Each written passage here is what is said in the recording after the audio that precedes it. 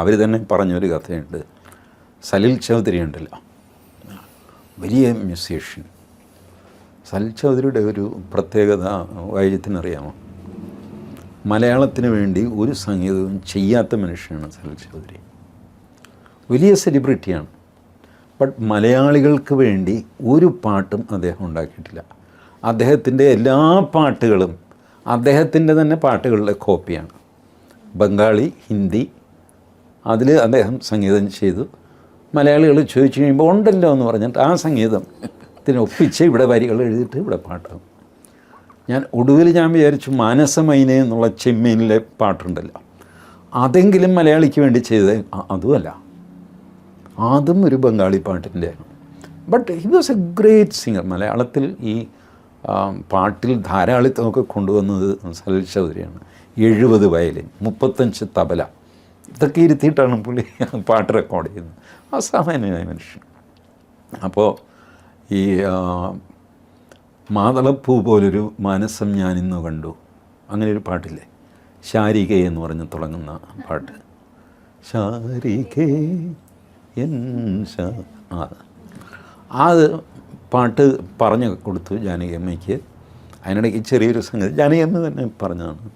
സലിൽ ചൗധരി ഹോട്ടലിൽ താമസിക്കുന്നു. എസ് ജാനകിയോട് ഹോട്ടലിൽ ചെല്ലാൻ പറഞ്ഞു. അവർ പോയില്ല. ഹോട്ടലിലൊന്നും പോയി. അവർ പറഞ്ഞൊരു കാര്യം ചെയ്യും, അദ്ദേഹത്തോട് എൻ്റെ വീട്ടിൽ വരാൻ പറയാം, എല്ലാ സൗകര്യവും സംഗതിയൊക്കെ ഉണ്ട്, ഒരു കുഴപ്പമില്ല, ഞാൻ നോക്കാം, എൻ്റെ വീട്ടിൽ ഞാൻ ഹോട്ടലിലൊന്നും വരില്ല. അപ്പോൾ സലിൽ ചൗധരിക്ക് അത് മനസ്സിലായി. കാരണം അങ്ങനെ ഒരു പ്രത്യേക ഡിസിപ്ലിൻഡ് കൾച്ചറലി ഹൈ ലൈഫാണ് എസ് ജാനകിയുടെ.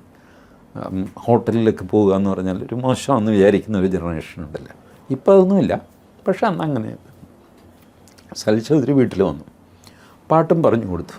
ഓക്കെ റെഡി എന്നൊക്കെ പറഞ്ഞു പോയി. അപ്പോൾ ലിറിക്സ് വന്നിട്ടില്ല അതുവരെ. ONVയുടെ ലിറിക്സ് വന്നു. ലിറിക്സ് വന്ന് ജാനകി നോക്കിക്കഴിഞ്ഞപ്പോൾ വലിയ കുഴപ്പമാണ്. കാരണം മാതളപ്പൂ പോലൊരു മാനസം ഞാൻ ഇന്നു കണ്ടു, ഇതാണ്. ആരും കാണാതെ പൂ ചൂടി ഞാനൊന്ന് പാടി. ഇത് സലിൽ ചൗധരിയുടെ സംഗീതത്തിലാക്കണമെങ്കിൽ മദ്ദളപ്പൂ എന്ന് പാടണം. മാതളപ്പൂ എന്ന് പാടാൻ പറ്റില്ല. മദ്ദളപ്പൂ പോലൊരു മനസ്സം ഞാനിന്ന് കണ്ടു, ആരും കാണാതെ പൂ ചൂടി ഞാനൊന്ന് പാടി. ഇങ്ങനെ ഇത് പാടാൻ പറ്റുള്ളൂ. ആരും എന്ന് നീട്ടാൻ അവിടെ സ്കോപ്പില്ല. ചെറിയ അക്ഷരമാണ് സംഗീതത്തിൽ കൊടുത്തിരിക്കുന്നത്. ത അല്ലെങ്കിൽ ന എന്ന് പറഞ്ഞാൽ ചെറിയ അക്ഷരമല്ല, അത് നാന്ന് നീട്ടാൻ പറ്റില്ല സംഗീതത്തിൽ. ഇത് സലിൽ ചൗധരിയോട് പറഞ്ഞു. അദ്ദേഹം പറഞ്ഞു, ഇല്ല ഞാൻ പറഞ്ഞു എന്നപോലെ പാടിയാൽ മതി, നത്തിങ് റോങ് ക്യാ ഹെ, മദ്ദളപ്പൂ പോലൊരു.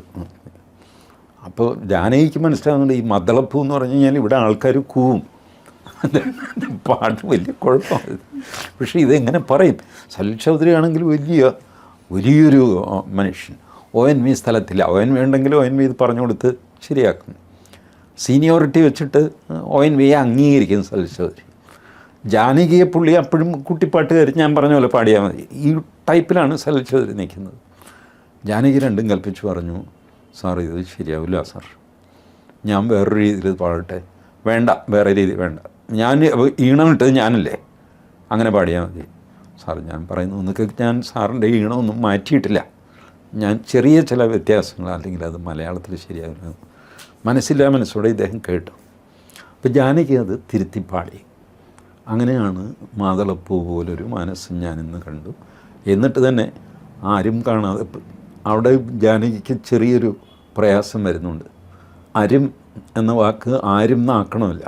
അപ്പോൾ ആയുടെയും ഇടയ്ക്കുള്ള ഒരു ഉച്ചാരണം നടത്തിയിട്ട് ആ പാട്ടങ്ങനെ രക്ഷപ്പെടുത്തി വിടുകയാണ്. അത് ജാനകി ആയതുകൊണ്ട് രക്ഷപ്പെട്ടു പോയതാണ്, വേറെ ആർക്കും അതങ്ങനെ ചെയ്യാൻ പറ്റില്ല. നിങ്ങൾ മനസ്സിൽ ഓർത്ത് നോക്കുക, അല്ലെങ്കിൽ പാടി നോക്കുക. ആരും എന്ന് പറയുന്നിടത്ത് ആരും എന്ന് വരുന്നില്ല, ആരും എന്നാകുന്നൊന്നുമില്ല, ചെറുതുമല്ല വലുതുമല്ല എന്നുള്ള മട്ടിൽ ചെയ്ത് അങ്ങനെ ആ പാട്ട്. ഈ ഒരു സാമർഥ്യം, അത് മലയാളി അല്ലാതിരുന്നിട്ട്, അവർക്ക് വലിയ മലയാളമൊന്നും അറിയില്ല അന്നും, പിന്നീട് കൂടുതൽ പഠിച്ചു കാണും, എന്നാലും സാഹിത്യവും അതൊന്നും അവർക്കറിയില്ലല്ലോ. അവരെ അതുപോലെ ഈ രണ്ടുപേരും ചേർന്ന് റെക്കോർഡ് ചെയ്തിരുന്നെങ്കിൽ ആ പാട്ട് വലിയൊരു ദുരന്തമായി മാറിയാണ്. പക്ഷേ ആ പാട്ട് വളരെ പോപ്പുലറായി. കേട്ടിട്ടുണ്ടല്ലോ ആ പാട്ട്.